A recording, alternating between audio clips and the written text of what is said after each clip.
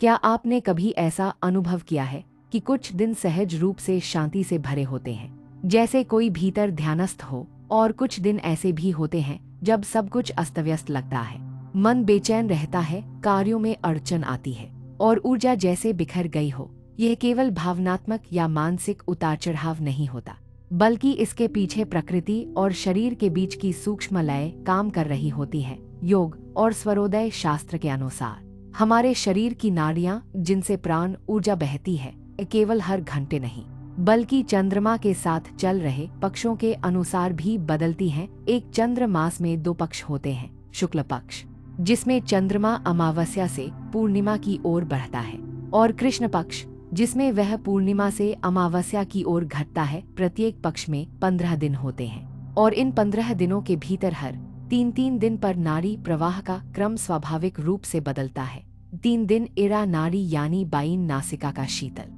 चंद्र प्रवाह, फिर 3 दिन पिंगला नाड़ी यानी दायीन नासिका का उष्ण सूर्य प्रवाह। यह क्रम लगातार चलता है, इरा पिंगला, और इसी प्रकार पूरी चंद्र यात्रा पूर्ण होती है।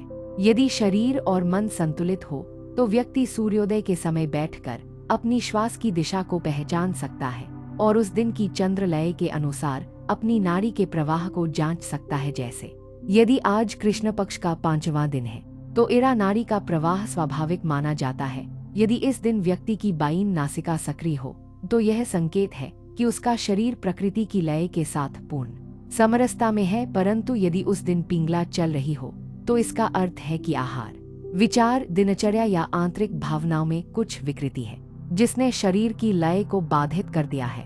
अब यदि हम इस लय को दिन दिन के विवरण के साथ समझें तो कृष्ण पक्ष के पहले 3 दिन यानी पूर्णिमा के बाद प्रतिपदा, द्वितीया और तृतीया पिंगला प्रवाह से जुड़ते हैं, जो क्रियाशीलता, तेज और बाहरी सक्रियता से संबंधित होता है। चौथे, 5वें और 6ठे दिन यानी चतुर्थी, पंचमी और षष्ठी इरा नाड़ी स्वाभाविक रूप से सक्रिय होनी चाहिए, जो मानसिक स्थिरता, संवेदनशीलता और भीतर की यात्रा का संकेत है। सप्तमी, अष्टमी और नवमी को फिर से पिंगला जागृत होती है, जिससे आत्मबल, निर्णय क्षमता और कर्तव्य भाव प्रकट होता है। 10वीं, एकादशी और द्वादशी को इरा मौन, ध्यान और संयम को प्रेरित करती है, और अंतिम 3 दिन त्रयोदशी, चतुर्दशी और अमावस्या फिर से पिंगला से युक्त होते हैं, जो संकल्प, अग्नि और क्रिया के प्रतीक हैं। ठीक इसी तरह शुक्ल पक्ष में क्रम पलटता है। पहले 3 दिन प्रतिपदा, द्वितीया, तृतीया इरा के होते हैं, जो भीतर की कोमलता,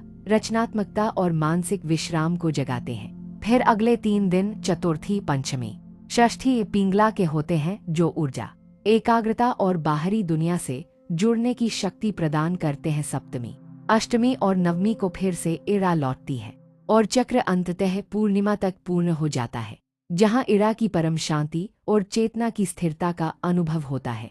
आप यदि हर दिन सूर्योदय के समय कुछ क्षण शांति से बैठकर अपनी श्वास की दिशा पहचानें और उसे चंद्र पक्ष की इस सूक्ष्म लय से मिलाकर देखें तो आप स्वयं अनुभव करेंगे कि आपका शरीर प्रकृति की लय के साथ जुड़ रहा है। आप चाहें तो एक साधक की तरह एक छोटी डायरी रखें, जिसमें आप हर दिन दर्ज करें, आज शुक्ल पक्ष की नवमी है, इरा नाड़ी सक्रिय थी, और फिर चिन्ह लगाएं कि वह लय में थी या नहीं। जब यह अभ्यास नियमित हो जाता है तो कुछ ही हफ्तों में शरीर खुद ही उस लय को पकड़ने लगता है, जैसे भीतर कोई अदृश्य संगीत बजने लगता है और शरीर उसके साथ नाचने लगता है। यह अभ्यास केवल स्वास्थ्य या ध्यान की दृष्टि से ही लाभकारी नहीं है, बल्कि यह आत्मचेतना की दिशा में पहला सजीव कदम है। जब नाड़ी और चंद्रमा एक ही ताल में बहने लगते हैं, तब साधक का मन मौन हो जाता है, विचार स्थिर हो जाते हैं और चेतना स्वयं ही अपनी गहराइयों में उतरने लगती है। तब श्वास केवल शरीर को जीवित रखने का माध्यम नहीं रहती, वह चेतना को जगाने का साधन बन जाती है। जीवन का विज्ञान नहीं, यह जीवन की ध्वनि है। जब हमारी नाड़ी यानी श्वास का ऊर्जा प्रवाह अपनी प्राकृतिक लय से हट जाता है तो वह केवल सांस का प्रवाह नहीं बिगाड़ता, बल्कि हमारे पूरे जीवतंत्र, हमारे भीतर के मौसम को बदल देता है।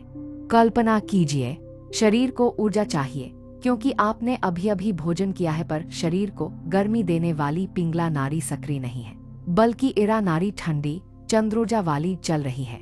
अब पाचन की अग्नि नहीं जलेगी, भोजन पेट में रहेगा, भारीपन देगा, गैस बन सकती है, मन सुस्त हो जाएगा, या मान लीजिए रात्रि हो गई है, आप थके हुए हैं और सोना चाहते हैं, पर इस समय भी पिंगला नाड़ी चल रही है, जिसका स्वभाव है जागरूकता, क्रिया, ताप। अब मन कैसे शांत हो, नींद कैसे गहरी आए। बिस्तर पर लेटे हुए भी भीतर कहीं हलचल बनी रहेगी।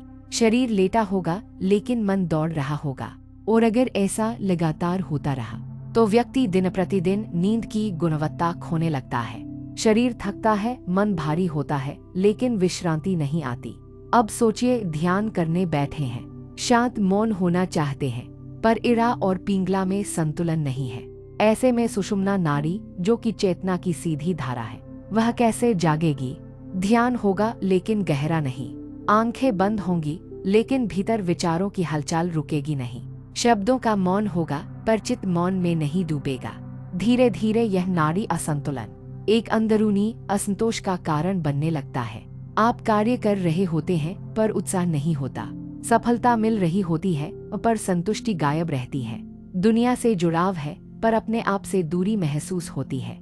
आप सोचते हैं सब कुछ तो है, फिर यह खालीपन क्यों है।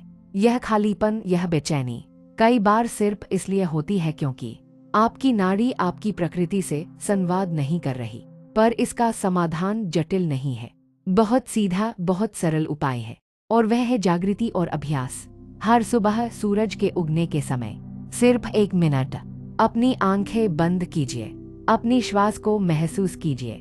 कौन सी नासिका से श्वास अधिक आ रही है, क्या यह उस दिन के चंद्र पक्ष के अनुसार है। अगर नहीं तो आप हस्तक्षेप कर सकते हैं, प्रकृति को सहयोग कर सकते हैं। अगर इरा नाड़ी बाईं नासिका सक्रिय करनी है तो दाईं करवट लेट जाइए। यदि पिंगला दाईं नासिका जगानी है तो बाईं करवट लेट जाइए। सिर्फ 3-5 मिनट में नाड़ी बदलने लगेगी।